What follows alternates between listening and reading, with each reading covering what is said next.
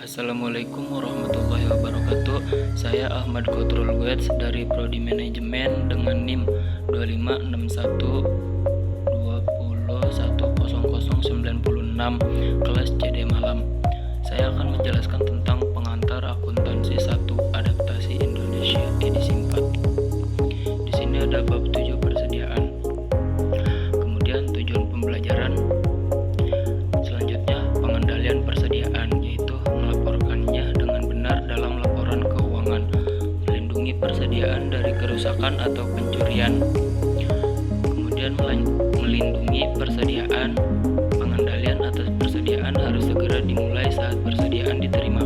Dokumen berikut merupakan dokumen yang sering digunakan untuk pengendalian persediaan, yaitu pesanan pembelian, laporan penerimaan, faktor pemasok, dan pesanan pembelian biasa disebut purchase order, memberi wewenang atas pembelian suatu barang dari pemasok.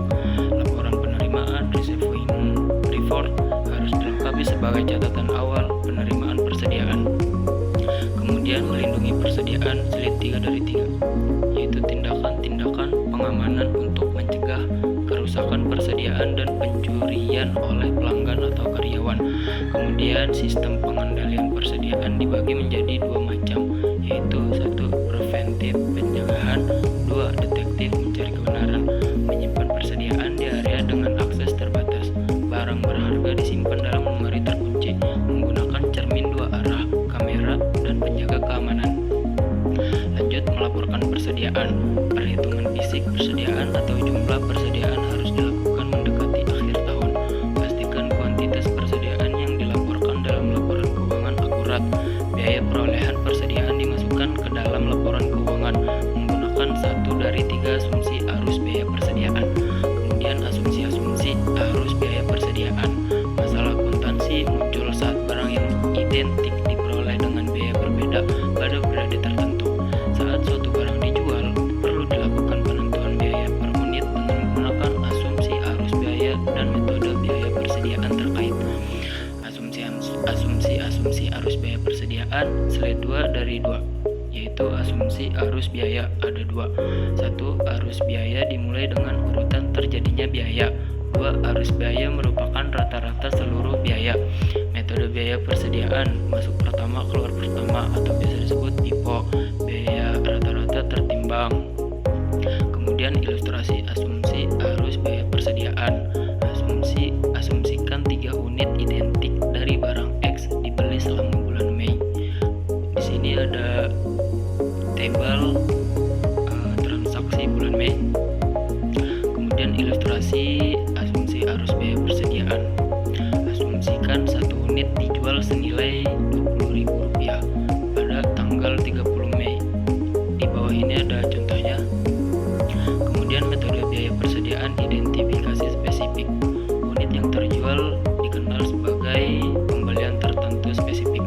Persediaan akhir terdiri atas banyaknya unit yang tersisa dalam persediaan.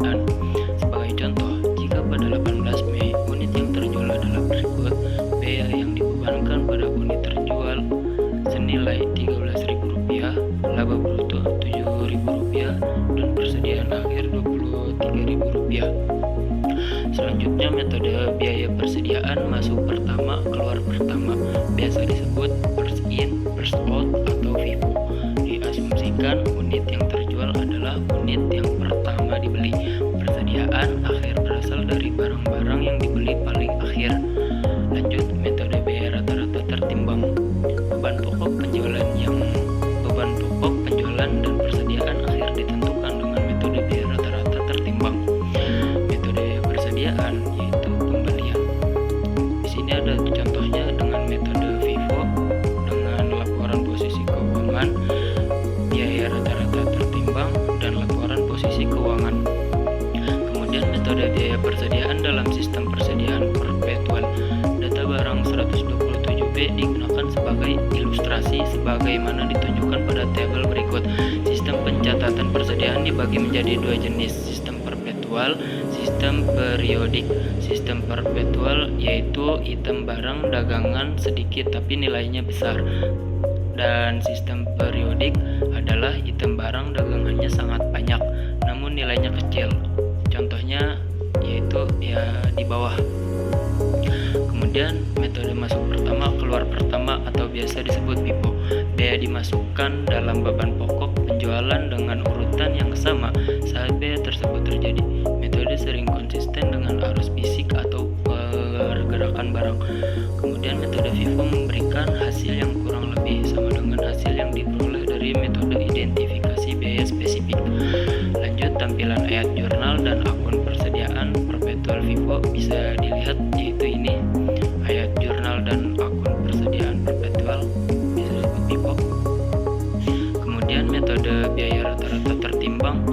Dalam sistem persediaan perpetual, biaya unit rata-rata tertimbang dihitung setiap ada pembelian yang dilakukan. Biaya unit ini digunakan untuk menentukan beban pokok penjualan sampai pembelian berikutnya dilakukan dan nilai rata-rata baru dihitung. Teknik ini disebut rata-rata bergerak. Kemudian tampilan 5 ada ayat jurnal dan akun persediaan perpetual atau rata-rata tertimbang. Ini contohnya. Lanjut, metode biaya persediaan dalam sistem persediaan periodik. Hanya pendapatan yang dicatat setiap kali terjadi penjualan. Tidak ada ayat jurnal yang dibuat pada saat penjualan untuk mencatat beban pokok penjualan. Penghitung fisik persediaan dilakukan untuk menghitung biaya persediaan dan beban pokok penjualan. Kemudian metode masuk pertama keluar pertama atau FIFO. Kita akan menggunakan data yang sama dengan barang 127B dengan contoh persediaan perpetual. Persediaan awal dan pembelian barang 127B pada bulan Januari adalah sebagai berikut. Contohnya yaitu pembelian tabel di bawah ini. Lanjut, metode masuk pertama keluar pertama FIFO seri 2 dari 3. Penghitungan fisik pada tanggal 31 Januari menunjukkan terdapat sisa persediaan sebanyak 800 unit. Biaya 800 unit dalam persediaan akhir pada tanggal 31 Januari dihitung sebagai berikut.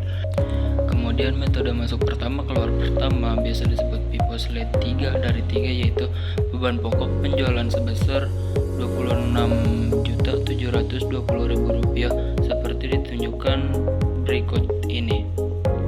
Kemudian tampilan 6 arus biaya FIFO, yaitu contohnya sebagai berikut. Lanjut, metode biaya rata-rata tertimbang slide 1 dari 2, yaitu biaya unit rata-rata tertimbang dihitung dengan cara berikut. Biaya rata-rata tertimbang total biaya unit yang tersedia untuk dijual per unit tersedia untuk dijual. Kemudian metode biaya rata-rata tertimbang slide 2 dari 2, data barang 127B akan digunakan sebagai berikut. Biaya pada persediaan akhir 31 Januari adalah sebagai berikut. Membandingkan metode biaya persediaan slide 1 dari 2, FIFO dan persediaan rata-rata tertimbang biasanya akan menghasilkan jumlah yang berbeda untuk 1. Beban pokok penjualan, 2. Laba bruto, 3. Laba neto, 4. Persediaan akhir. Membandingkan metode biaya persediaan slide 2 dari 2 menggunakan sistem persediaan perpetual.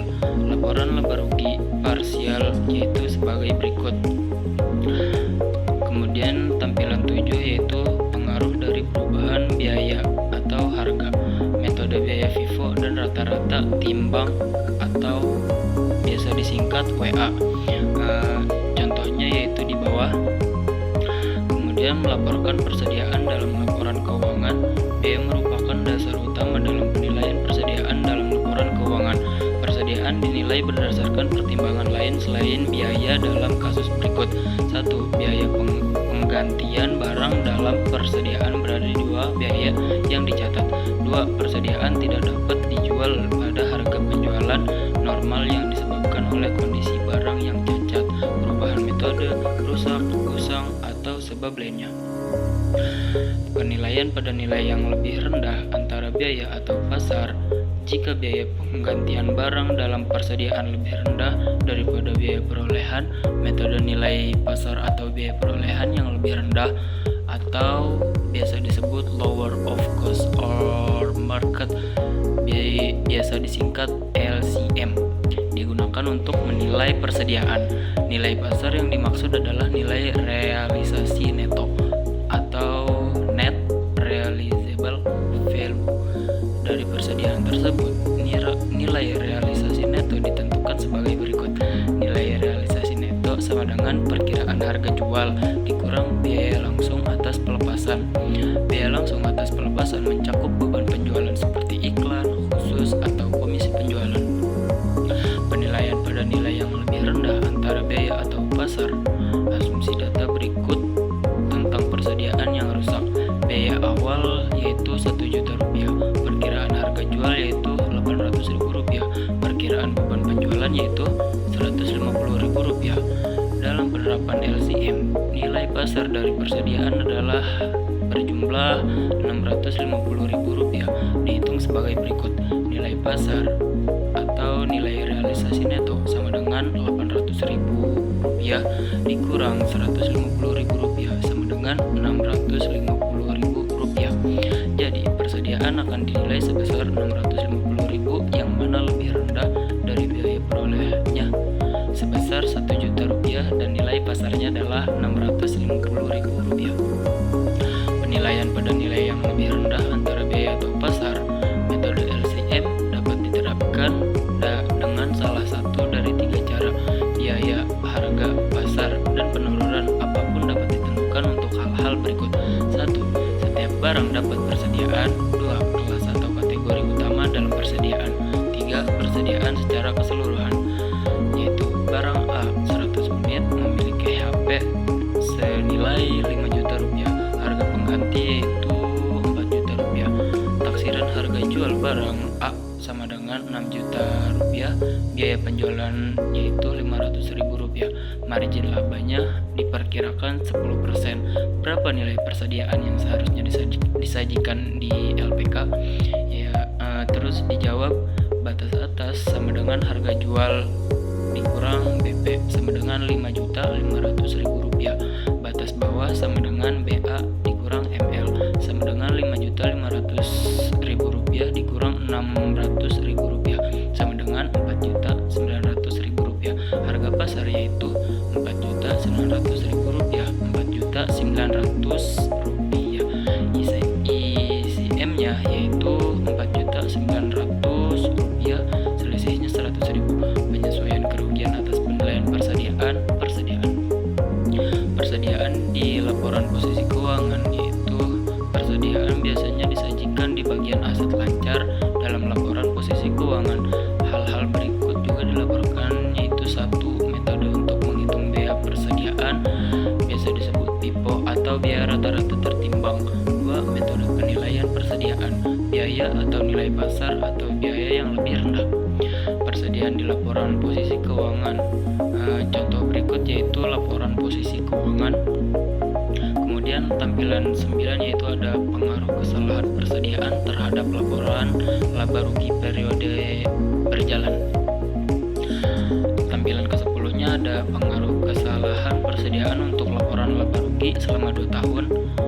Berikut adalah tabel laporan laba rugi. Kemudian tampilan 11 ada pengaruh kesalahan persediaan pada laporan posisi keuangan periode berjalan. Analisis dan interpretasi keuangan, yaitu persediaan harus tersimpan dengan cukup untuk memenuhi kebutuhan pelanggan agar mencegah terjadinya kehilangan penjualan. Terlalu banyak persediaan mengurangi likuiditas perusahaan yang dapat digunakan untuk meningkatkan kegiatan operasional. Kelebihan persediaan meningkatkan beban penyimpanan dan pajak properti. Kelebihan persediaan meningkatkan risiko kerugian akibat penurunan harga, kerusakan, atau perubahan selera pelanggan. Perputaran persediaan mengukur hubungan antara volume barang terjual dan jumlah persediaan yang dimiliki selama periode tertentu. Semakin besar perputaran persediaan, maka pengelolaan persediaan semakin efisien dan efektif, yaitu perputaran persediaan sama dengan beban pokok penjualan per persediaan rata-rata. Kemudian perputaran persediaan yang kedua, slide kedua, perputaran persediaan PT Matahari Debt Store Tbk, yaitu contohnya sebagai berikut. Jumlah hari penjualan dalam persediaan, ukuran kasar atas lamanya waktu yang diperlukan untuk memperoleh, menjual, dan mengganti persediaan. Beban pokok penjualan harian rata-rata ditentukan dengan membagi beban pokok penjualan dengan 3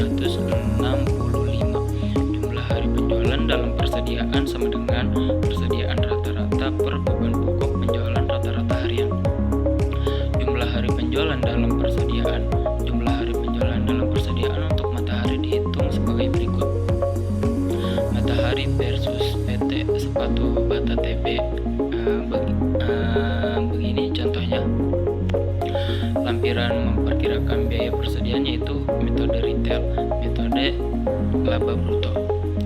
Kemudian metode retail untuk memperkirakan biaya persediaan. Metode persediaan retail diterapkan dengan cara berikut ini. Langkah 1, hitung jumlah persediaan tersedia untuk dijual pada biaya at cost dan pada harga retail. Langkah 2, hitung rasio biaya terhadap harga retail atas biaya yang tersedia untuk dijual. Langkah 3, hitung persediaan akhir pada harga retail dengan mengurangkan penjualan dari persediaan tersedia untuk dijual pada harga retail. Langkah 4, perkirakan biaya persediaan akhir dengan mengalihkan persediaan akhir pada harga retail dengan rasio biaya terhadap harga retail. Tampilan 12 yaitu menentukan persediaan dengan metode retail. Begini contohnya yaitu ada di bawah. Kemudian metode laba bruto untuk mempersiapkan biaya persediaan. Metode laba bruto ditetapkan dengan cara sebagai berikut. Langkah 1, hitung jumlah persediaan tersebut untuk dijual pada biaya at cost. Langkah 2, hitung perkirakan laba bruto dengan mengalihkan penjualan dengan persentase laba bruto. Langkah 3, hitung perkiraan beban pokok penjualan dengan mengurangkan perkiraan laba bruto dari penjualan. Langkah 4, perkirakan biaya persediaan akhir dengan mengurangkan perkiraan beban pokok penjualan dari persediaan tersedia untuk dijual. Kemudian tampilan 13 ada memperkirakan persediaan dengan metode laba bruto, contohnya di bawah. Sekian dari saya.